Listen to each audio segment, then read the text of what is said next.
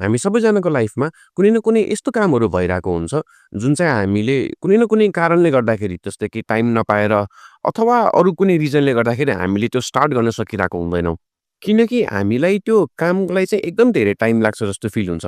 For example तपाईँले gym जान सुरु गर्नुपर्यो भने, मैले अब 1 घन्टा जिममा कसरी दिने त? अथवा तपाईँले आफ्नो कुनै अर्जेन्ट कामहरू सकाउनु पर्यो भने, यो कामको लागि त यति टाइम लाग्छ, म चाहिँ अलिकति पछि मिलाएर टाइममा गर्छु, भनेर हामीले सोचिरहेको हुन्छौँ। किनकि जुन त्यो काम छ, हामीलाई लाग्छ कि हामीले त्यसको लागि एकदम धेरै एफोर्ट दिनुपर्छ र त्यही भएर हामीहरू स्टार्ट गर्नलाई हच्कचाउँछौँ। त्यसो भए कसरी गर्ने त अब त्यो काम? त्यसको लागि तपाईँ 2 मिनेट रुल अपनाउनुहोस्। त्यो भनेको के हो? कुनै पनि यदि त्यस्तो कामहरू छ भने, त्यो कामलाई तपाईँले 2 मिनेटभित्र हुने गरी त्यसलाई तपाईँले फ्रेम गर्नुहोस्। फर एक्जाम्पल तपाईँलाई एउटा बुक पढ्नु छ अरे, त्यो बुक त एकदम धेरै पानाको हुन्छ। तपाईँ के गर्नुहोस्, म चाहिँ अब 1 पाना मात्रै पढ्छु, जुन 2 मिनेटमा सकिन्छ र त्यसपछि म पढ्दिनँ भनेर तपाईँ सोच्नुहोस्। या तपाईँले जिम जानु छ भने, तपाईँ जिमको लागि म लुगा लाउँछु भनेर सोच्नुहोस्।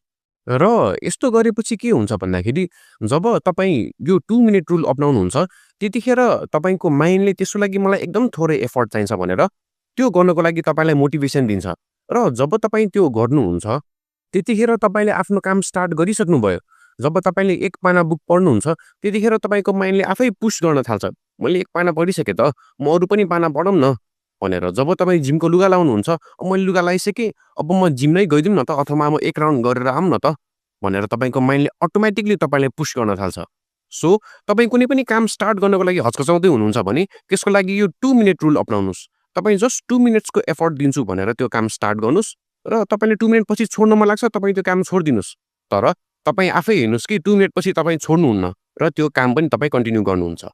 यस्तै भिडियोको लागि फलो, लाइक र सेयर गर्नुहोला।